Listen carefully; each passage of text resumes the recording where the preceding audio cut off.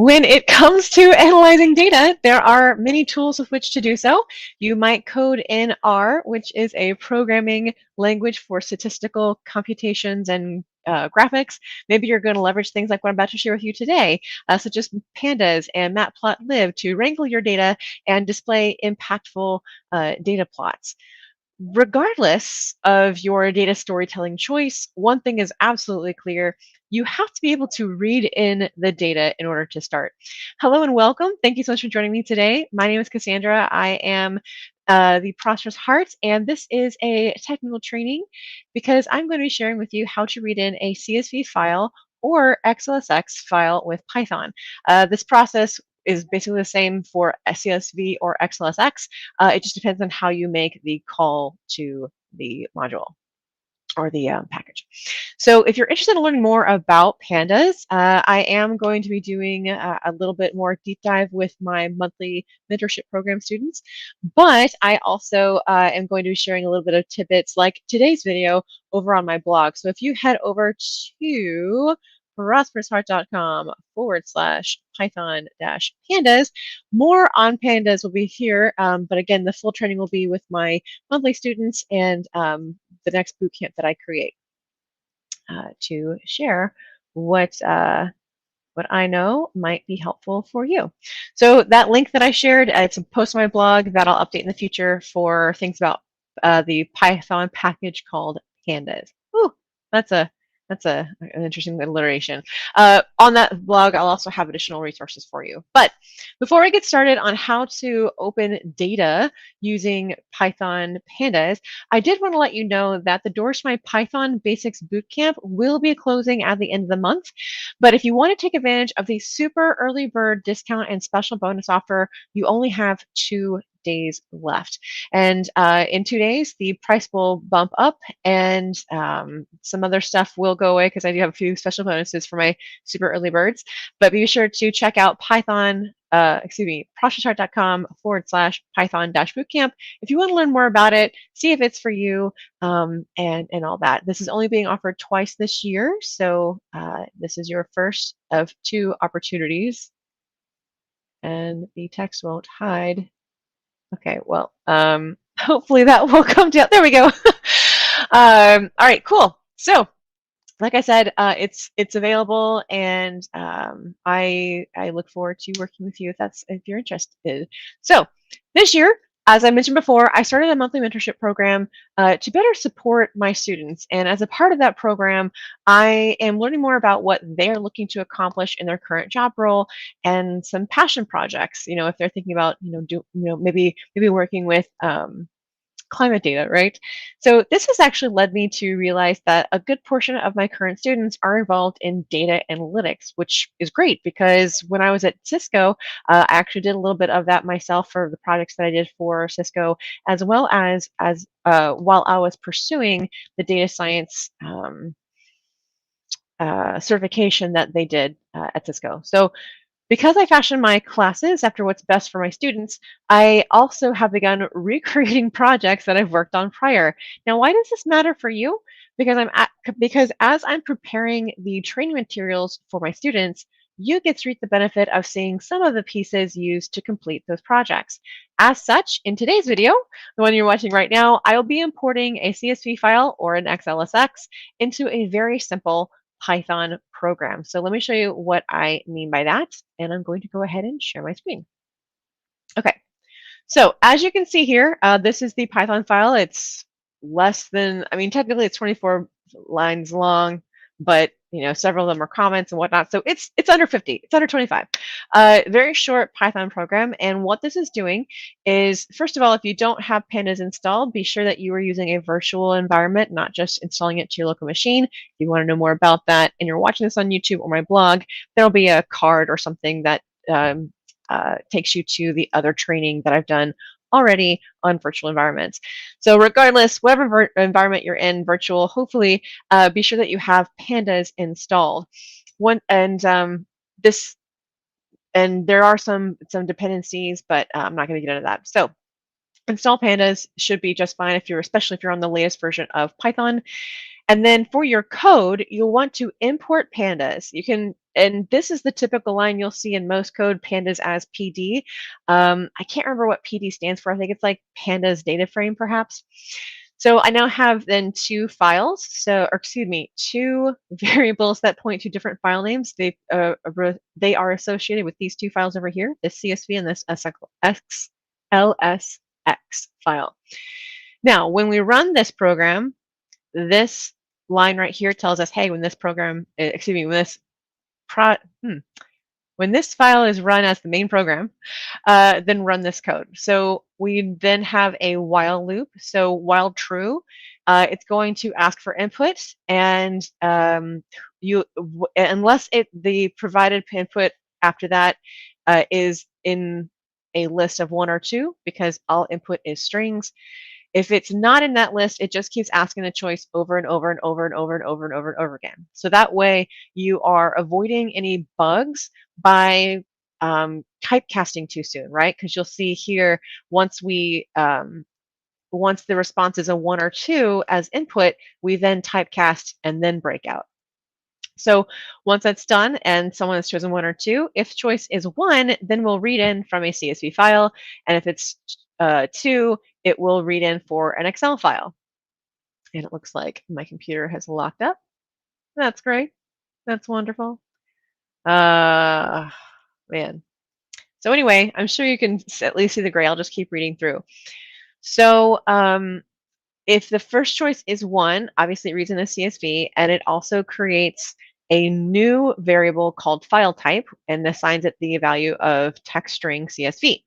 If it's a 2 for XLSX, it then reads in as an Excel file, which you can see they're two slightly different functions, and then it makes the file type XLSX. You'll then see a print the head of new frame. So new frame is going to be a data frame based on the input file of CSV and XLSX. And then we are going to send to CSV a sub frame of this data frame. So you'll see that we are pulling in we are basically, the first part, which I hope this finishes freaking out so I can run this for you. I may just have to end the program. Oh my goodness. This was working like right before this video. There we go. Yay. Okay. So this part right here, that section returns a data frame with station name, latitude, longitude columns. So you'll see when we print out the new frame head that there's going to be more columns in that. I just wanted to choose a few so you could see what this does. I'm then going to go to CSV, and I'm using the F-string I forget what it's called, the F-string formatting, there we go. So that way I can just do CSV or XLSX here, and then index is false. So where can you get that? Again, check out the documentation, but now we're going to run this. So you can either right click on the tab, because I'm in currently PyCharm, and open in terminal. You can also just usually open up terminal and it will show. Okay, so we are now going to be pulled into wherever this file is located, which is users documents programming repo test, same place over here, right? And we are going to, first of all, I'm going to clear my screen, CLS, but I'm going to run Python Read Csv. Now, if you are just typing this and you do Python without all this stuff here, right, and just start to do read and just do tab, it will autocomplete. Yay! Okay, so press enter, and you'll see that the first input comes up.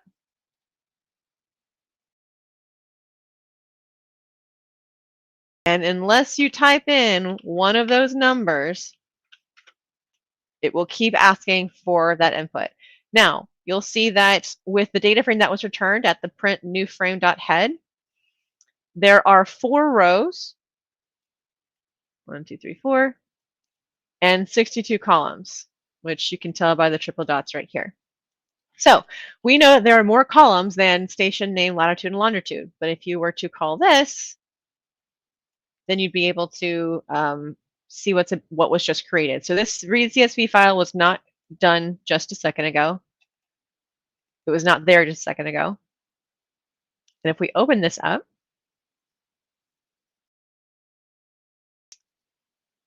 then I will bring it over to this other screen. You'll see, come on, you can do it. There you go. You'll see that it has just those columns from the same one. So you'll see the station numbers. You'll see the name, latitude, they all match up. So that is how you open and read in a CSV. But what happens if you wanted to read in an Excel file or an XLSX? So let's go ahead and clear this up. CLS for clear. I think it likes, I actually don't know what that stands for. So let's go ahead and run this one more time. So Python Read Csv. It should be named differently now because I added the XLSX before I got on here. So this time we're going to try and do XLSX, but it's going to fail. And I'm going to walk you through why. Okay. 2. Ooh, it's already failed. Okay, so import error, missing optional dependency, OpenPyXL. Use pip or Kana to install OpenPyXL. So this line right here, right? This is the line that if we were to run it, it shows the dependency, the optional dependency engineer, or engine. I think that might be a miscalculation or a typo. There we go. But I also don't have that installed. So before doing anything else, before fixing your code, before trying to troubleshoot anything else, read the error message. Import error, missing optional dependency, OpenPyXL, use pip or Kana to install it. So this is currently in the 3.10 Python, a Python interpreter of a virtual environment that I created called My Projects. And so I know that it's not in there. In fact, if I were to do, I think it's pip list, it'll show you all the things that are installed with pip, which this OpenPyXL is not going to be in there. Right? OpenPyXL is not in there. So this is just a warning. It's not really necessary, but you should always upgrade your pip. I had an issue with it earlier, so I'm going to just hold off for now on doing that and come back and do a pip install OpenPyXL. So that's going to install the module for OpenPyXL. That it will provide some really cool features. So when I was at Cisco, I did some really awesome stuff. And I know I'm a little biased, but some really awesome stuff with creating Excel files and generating special what are they called? Conditional formatting and all kinds of stuff. So you can do that with this.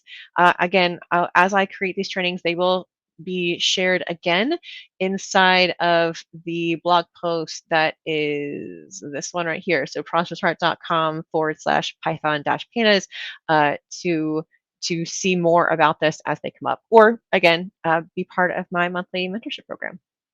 Okay, so back to what we were just talking about. So we've now installed OpenPyXL. If we were to clear the screen, that might be what S stands for, and then run that Python program again for 2. First of all, it's going to fail in the 2 CSV because, no, it won't. That should still work. Actually, it's not going to work because I have CSV in that file type. But that's okay. I'll just show you that it still reads in the XLSX file.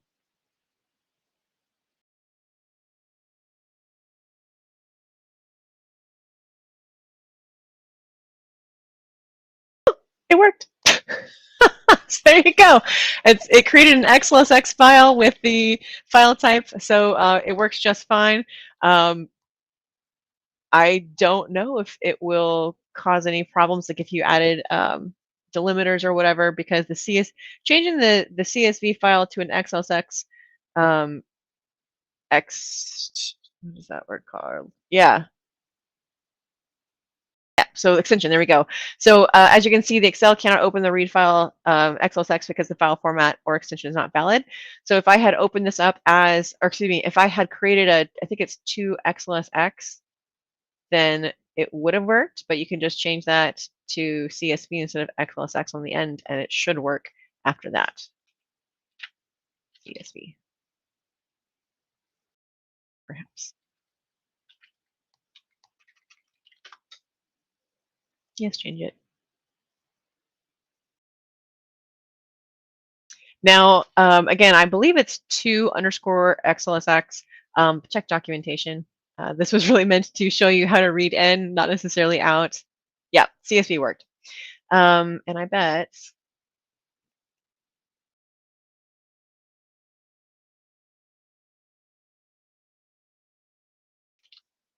this is purely guesswork. I've not looked at it. Test this other than to show you. But I have links that I will provide in the blog post as well. Maybe I won't show you because it's taken. There we go.